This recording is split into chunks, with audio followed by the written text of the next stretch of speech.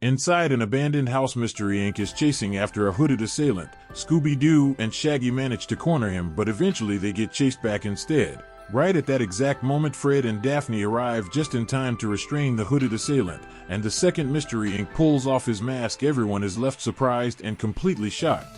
Rewinding the clock back 1 week before this event takes place, Mystery Inc. is preparing for their final exam before the summer, and when the clock strikes exactly 3 o'clock, it is also the moment every single student at Coolsville High begins celebrating with parties. Scooby-Doo and Shaggy are dancing with all their energy until suddenly they are awakened by Velma's voice. It turns out Mystery Inc. has found a summer job at a country club through Daphne's uncle. The purpose is to pay off the damages they have caused while solving mysteries, and not only that, they also discover Fred and Daphne have been developing a different kind of relationship. Everything started on the night Mystery Inc. was working on a case, when the villain accidentally pushed Daphne down and Fred had no choice but to rush forward and catch her, and from that moment both of them exchanged a completely different look at each other. But at the same time, Mystery Inc. had to bear a financial debt. Velma fears this might be the beginning of the group's downfall, especially when 2 out of the 5 members start to develop romantic feelings for each other. Later, the gang gets lost and has to stop at a small local shop, and when they mention they are heading to the country club, the shop owner, Mrs. Hilda, strongly tries to stop them. She keeps warning them that the country club should never have been built on that land because such a thing could awaken the lake monster once again. The moment Shaggy hears the word monster, he gets so terrified that he almost bursts into tears, begging to go home. According to Velma's research, for hundreds of years there have been sightings of the lake monster, while Fred and Daphne only see it as nothing more than a legend, a kind of urban myth created to attract tourists. Not long after Mystery Inc. finally arrives at Daphne's uncle's house, Uncle Thorny Blake, who is the 5th sibling in the big family, and both sides quickly greet each other before Uncle Thorny tells them that the job will begin at 6 o'clock the next morning. The gang unpacks their luggage to settle inside, but during a careless moment, Shaggy accidentally falls right into Velma's arms. And suddenly his heart starts beating wildly, giving him an indescribable feeling.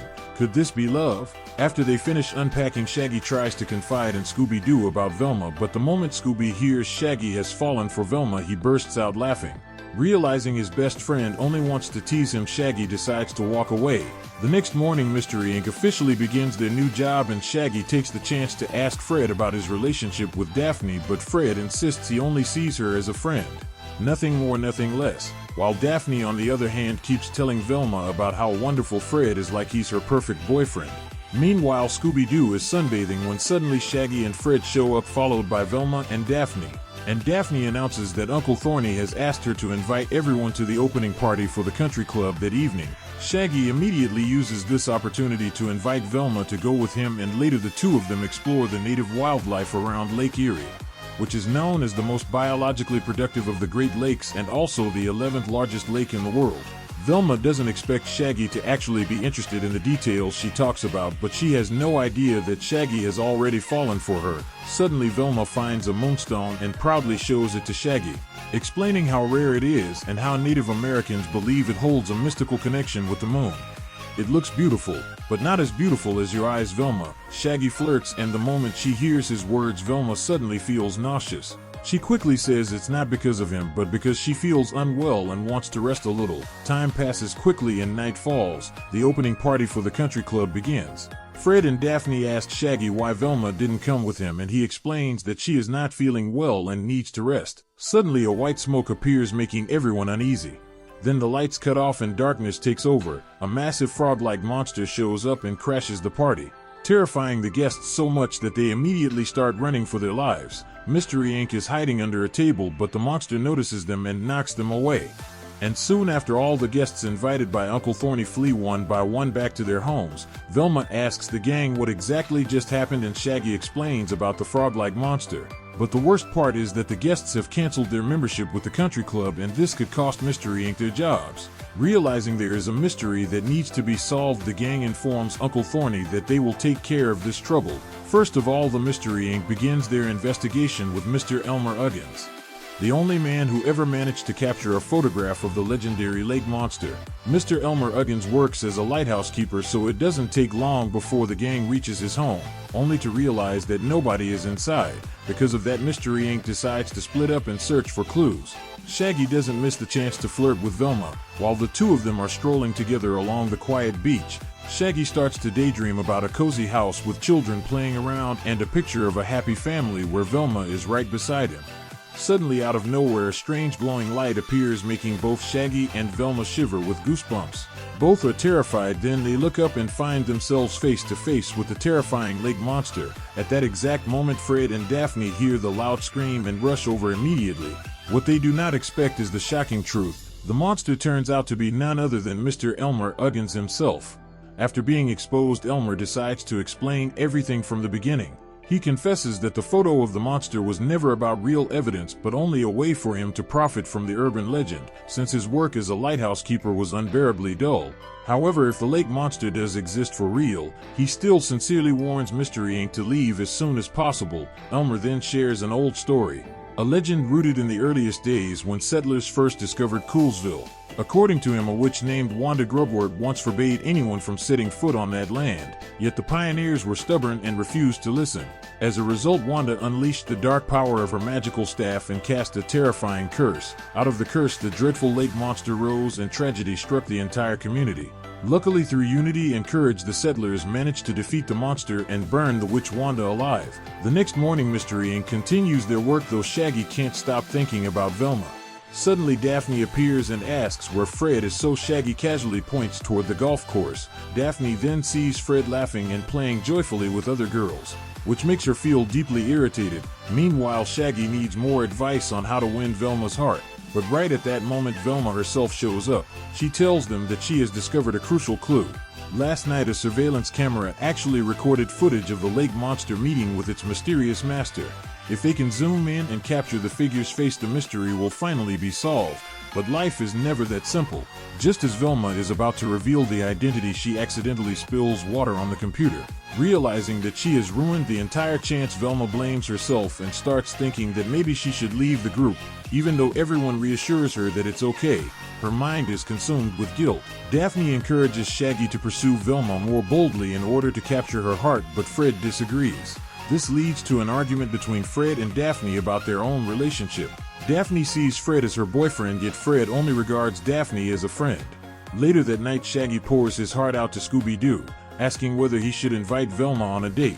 As a dog who has lived single for many years, Scooby-Doo honestly doesn't know what advice to give. He can only show Shaggy how to make a super delicious sandwich, but unexpectedly Shaggy becomes distracted by a mysterious fragrance. He convinces himself that it must be Velma's scent, but in reality the creature standing in front of him is none other than the lake monster. At the same time, Fred is out jogging and happens to see Daphne playing tennis with a group of guys. Jealousy instantly ignites inside him, but before he can do anything, he hears Shaggy scream. When Fred rushes over, the monster is right there and he unleashes all of his jealousy and anger upon it. Yet to everyone's surprise, they cannot rip off any mask from the creature. Realizing that brute force won't work, they decide there is only one option left, that is running away. Fred suggests they split up to distract the monster, which immediately chooses to chase after Shaggy. Just when Shaggy is cornered with no escape, his savior arrives. Scooby-Doo, driving an all-terrain vehicle, swoops in and rescues Shaggy right on time. The monster has no choice but to abandon the chase. Unfortunately, in a moment of clumsiness, both Scooby-Doo and Shaggy crash headfirst into the sand. There, Shaggy accidentally discovers another moonstone, the same type of stone Velma once found near Lake Erie. Meanwhile, Fred wants to confront Daphne about the guys she was playing tennis with, but suddenly the monster appears again. With no alternative, Fred bravely steps forward to protect Daphne. However, human strength has its limits and soon both of them are forced to run. They later disguise themselves in different outfits to fool the monster. And in that disguise, they finally manage to catch a glimpse of the one pulling the strings from behind. Afterward, Fred and Daphne rush to report the new lead to Uncle Thorny, but neither of them expects that the monster's true target this time isn't them. At that exact moment, Shaggy arrives and announces that Velma is nowhere to be found. So Mystery Inc. spent the whole evening looking for Velma, and it's not until morning that they finally find Velma unconscious by the shore of the lake. The Mystery Inc. quickly asks Velma what happens, and she only remembers that she is walking around when she suddenly feels sleepy and then she faints. Now everyone notices that around Velma's body there are strange warts appearing, but Velma only thinks that maybe this is some kind of skin disease. Meanwhile, Scooby-Doo is on vacation and everyone begins to tell Velma everything that happened yesterday.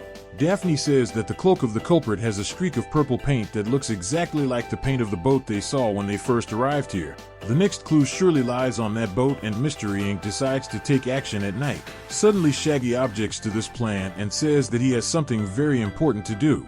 Nobody expects that the important thing he mentions is actually asking Velma out on a date. At first Velma thinks Shaggy is just joking, but when she sees the seriousness in his eyes she agrees. Soon the sun sets and Shaggy prepares carefully for the date. However, Scooby-Doo feels sad because Shaggy does not invite him to go along. He even imagines how it would look if Shaggy and Velma lived together under one roof as a couple. Meanwhile, Shaggy takes Velma to a restaurant for their date. Both of them never expect that they would have this kind of privacy. Velma says that since arriving here she feels like she is no longer herself. Yet for Shaggy, no matter how Velma changes, he still likes her. Shaggy is about to light the candle to make the atmosphere more romantic when Velma suddenly becomes frightened. Shaggy has no choice but to call the waiter to clean things up. He does not realize that the waiter is actually Scooby-Doo in disguise who just wants to ruin the date. Even though Shaggy uses Scooby snacks to persuade him, Scooby-Doo refuses to listen. He even bites directly into Shaggy's shoes and lets Velma notice everything. The moment Velma sees the moonstone, her eyes shine as if she just finds a treasure of gold.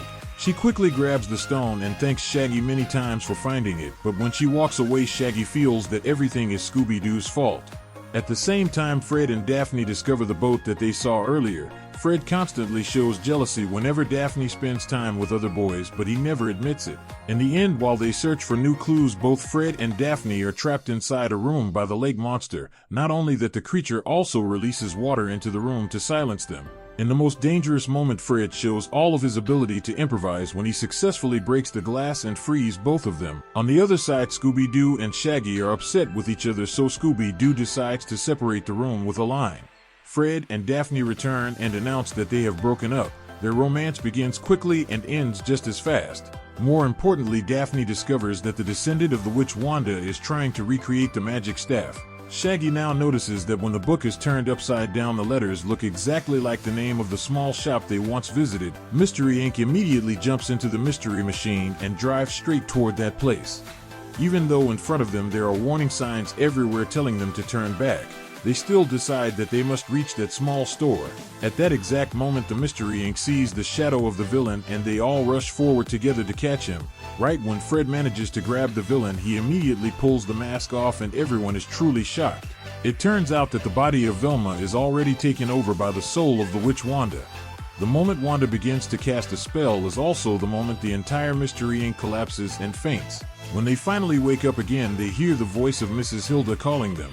According to the theory of Mrs. Hilda, it must be that Velma was possessed by the soul of the witch Wanda when she discovered the fragments of the magic staff, which are in fact the moonstones. That explanation alone reveals the entire mystery about how the witch Wanda continuously manipulates and deceives the Mystery Inc. Mrs. Hilda explains that once the witch Wanda regains her full power, the very first thing she will surely do is seek revenge. After that, Mrs. Hilda provides the mystery organization with diving suits because deep under Lake Erie there lies the secret cave of the witch Wanda. Soon enough they manage to locate the exact place of the witch Wanda. However, by the time they arrive it is already too late because she has summoned even more lake monsters. Shaggy declares that he himself can handle this problem, so he bravely steps out and calls the name of Velma. He hopes Velma can fight against the soul of the witch Wanda, but he fails. The result is that the witch Wanda commands the army of lake monsters to chase after the Mystery Inc. In that chaos, Shaggy hides to the side in order to approach her. He brings up memories and tries to persuade Velma to return. Shaggy even admits that he has special feelings for Velma, and that confession shakes the soul of the witch Wanda. Meanwhile, Scooby-Doo, Fred and Daphne are trying hard to find a way to escape, but soon the lake monsters corner them completely. At this tense moment, Fred and Daphne swallow their pride and apologize to each other. On the other side, Velma regains control over her body and she breaks the magic staff into pieces. Yet the soul of the witch Wanda still lingers, so Scooby-Doo directly smashes the moonstones to finally eliminate her once and for all. Along with that, the lake monsters return to their original harmless forms. Afterward, the Mystery Inc. reunites again and everyone feels that they should remain friends in order to avoid unnecessary troubles. On the very next day, Uncle Thorny sincerely thanks the mystery organization because they solved this strange case. The applications to join the country club rise sharply, so he decides to reward the mystery organization with $10,000.